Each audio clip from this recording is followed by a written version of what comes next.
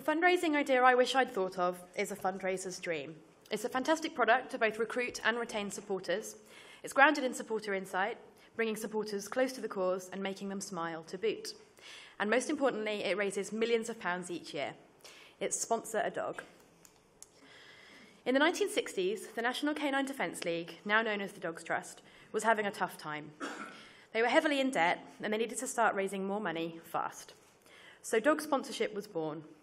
Sponsors would receive a picture of their dog and the opportunity to walk the dogs, a practice which was so successful it had to be stopped for the welfare of the dogs, as it was too popular and often left the dogs exhausted.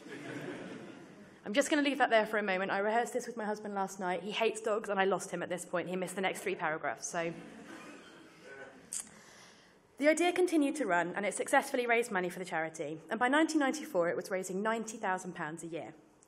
In 1995, a major fundraising drive was launched, and NDCL believed that they could use dog sponsorship to raise substantial and sustainable sums of money.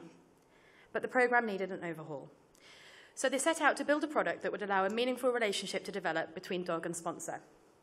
Writing from the dogs had been successful in the past, so this approach was continued. The supporters would often reply directly to the dogs, often from their dogs at home. And the approach and the dogs used handwritten letters, envelopes, and stamps on the envelopes to make them feel even more personal. Each dog had its own handwriting. Christmas and Valentine's cards formed part of the journey, which were extremely well received. In fact, the board were initially really wary of this approach, but like all strong boards, they trusted that the team knew what they were doing, and their trust was duly rewarded. Initially, the product was marketed only to the warm supporters, and the return on investment from their first tranche was 12 to 1. The success meant that testing could then be undertaken to colder audiences. So national press followed, and one ad yielded 7 to 1 ROI. A direct response TV ad was then developed, and that generated 4 to 1. By 2009, the product was raising in excess of £15 million a year, and it's still growing. Last year, Sponsor a Dog was responsible for £33 million of income for the Dogs Trust. The product stands out from other charities, not just within the animal welfare and rehoming field, but across the board. The marketing materials and communications have an upbeat tone. They're brightly coloured with extremely cute pictures. Sponsor a Dog promotes joy in its supporters, not just because it feels good to give, but actually because of the look and the feel of the comms and the characters embodied by the dogs. There's something inherently fun about receiving a letter signed by a dog, complete with a paw print, which has actually gone missing, so that's a shame. But they do have a little paw print stamp at the bottom of them. And it doesn't get much more cheery than a wagazine called Wag. A wagazine called Wag. Even in the materials which contain sad stories, like the recruitment materials, the dogs look healthy and well-groomed, with inquisitive faces and wonky ears. They're designed to look cute and directly appeal to animal lovers.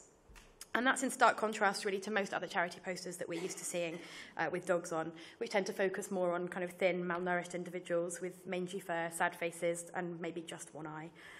We're so used to selling our cause with the worst stories and the greatest need, but actually that isn't the only way that works.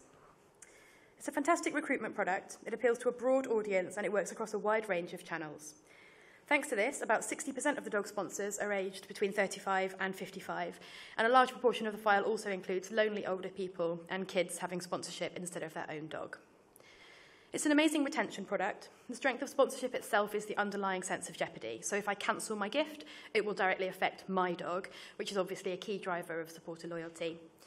Crucially, there's new info to share with every single update, so news on the dog's behaviour, its health, or whether it's being rehomed, which keeps it seeming fresh, because ironically the journey has barely changed in almost 20 years since the product refresh. Because why would it need to? The retention stats for dog sponsors compare really favourably to the sector, so it's clearly working for the sponsors. There's a thorough and well-planned journey, and supporters receive regular, engaging communications at known points throughout the year. I would wager that many sponsors actively look forward to receiving their next letter, and I'd equally wager that that's a pretty rare thing in our sector. People do put their cards up on the mantelpiece, exactly as they would with a card from a loved one. I know this because I spotted a Valentine's card from a dog on the mantelpiece at my grandma's house this year. That's my grandma. In fact, the now CEO of the Dogs Trust recalls a phone call he received from a woman in her 80s. She was, in his words, in floods of tears, as she explained that she had never received a single Valentine's card before this one from her dog. Supporters genuinely engage with it on a very real level. Part of the DM team's remit is to reply personally to the many letters they receive from the sponsors. One gentleman used to write each week to share the football scores with his dog. One little girl wrote after Christmas, "To Harvey, how are you? My grandma lives in Salisbury like you. For Christmas, I got 2 goldfish, Cleo and Coco. Cleo died on Boxing Day. I love my food as well, from Saskia." One day in the run-up to Christmas, the Dogs Trust HQ took delivery of 30 sacks of mail. This is proper old-school relationship fundraising at its core. It's perhaps no surprise that the soft asks contained within each update yield additional cash gifts. Now, not every charity has a cause that lends itself so readily to sponsorship, though with a bit of lateral thinking there's perhaps more scope than we might think, but there is plenty that other charities can learn from. In a fundraising climate where it's getting tougher to recruit new supporters, we should all be looking to the experts in growing and retaining support. So the key lessons that this product can teach us are: develop a good relationship with your trustees. If you can get buy-in for brave new ideas, you're more likely to deliver the next sector success story. Start testing with your warmest channels and try riskier tests once you've secured your initial return. Plan a journey. Know when you'll be communicating with supporters and broadly what type of content you're sharing. Think about tone, not just the words but the visuals. Is there a different way to tell your story that will make it stand out a bit more?